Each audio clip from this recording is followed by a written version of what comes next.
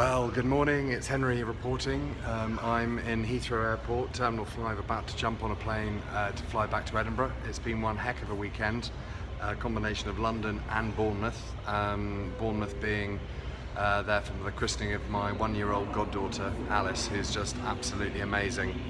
Yeah, it's been one heck of a week, and it's been a week of an immense amount of processing and thoughts and feeling and yeah, quite a lot of emotion as well.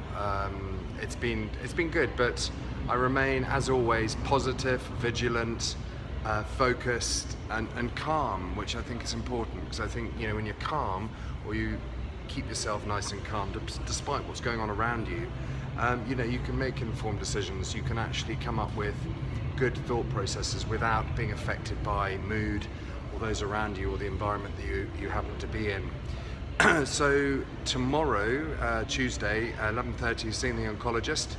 She'll be expecting, I suspect, some kind of decision from me. I'm not going to give her one tomorrow. Instead, I'm going to certainly ask her to refer me to a particular individual I've got the name of at the Royal Marsden in London for a second opinion, so a second pair of eyes to look at the prognosis that she's given me. What I'm hoping for, best case scenario, is that this guy down in London agrees with what she says, and that way at least I know where we stand. Secondly, it'll actually empower me, and it'll help me to make an informed decision going forward. Now, I have been looking at hyperbaric chambers, oxygen chambers. I've been looking at cannabis oil. I've been looking at apricot kernels. I've been looking at actually dandelion root tea, all sorts of things. And going forward, I mean, I'm going to have to get my head down, start to juice profusely, really kind of sharpen up on the diet, and, you know, supplements, etc., etc. And I really need to kind of get on it as soon as possible. The priority going forward with regards to treatment will be very much having my stoma reversed as soon as possible before anything happens going forward. I do need the use of my body back. You know, worst case scenario, the oncologist has given me 30 months. Actually, best case scenario is that I go well beyond that, which is obviously what I'm planning to do. So from that perspective, which is again my favorite word, and I think maybe I might write a book called From That Perspective, who knows, I will you know, I will then progress from there, and that will give me even more strength psychologically and physically, okay? I think, as I think about it more and more, I'm really moving very quickly away from the idea of having another 8 cycles of chemotherapy, or from having any more kind of chemotherapy ever again, in all honesty.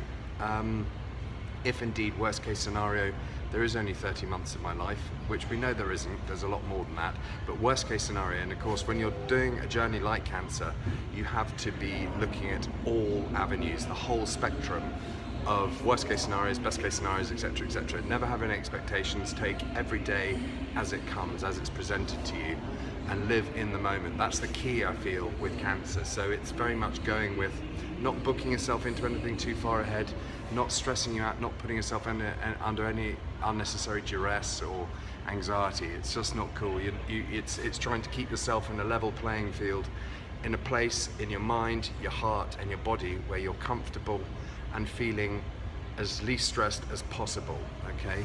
So that's going forward. So there's a lot going on. So, you know, I'll keep you informed, but I thought I'd just kind of inform you today as to where I am.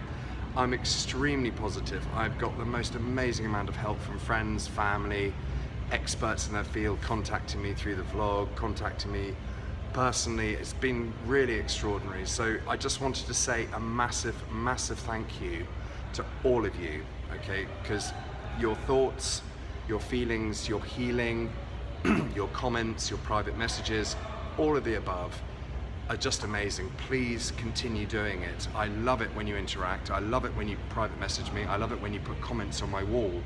As you know, I do answer all of them. So if it takes a bit long, it's probably because I've been swamped with comments or swamped with private messages. But please, may I assure you that I will get back to you if you do make a remark or a comment or even private message me. Anyway, this is Henry reporting from Heathrow Airport. I think that's my plane behind me, actually. It's been delayed. It was meant to be 11:35. I think we're taking off at 12:15 now. So, you know, that's cool. It is what it is.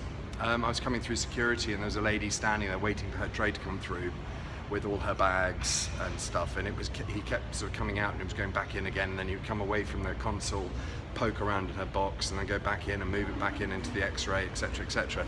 And she was standing there tutting and umming and erring, and she was going, oh, what is he doing? And I just said, he's doing his job. And I said, he's keeping you very, very safe. She didn't really know what to say to that. Anyway, as I said to a friend this morning I was staying with last night, I said, I've got the best bullshit detector attached to me these days. I just don't stand for any bullshit. I think you just say things as they are, and I think it just saves an awful lot of bullshit at the end of the day. Anyway, sending lots and lots of love to all of you wherever you are, and I shall speak to you tomorrow. God bless.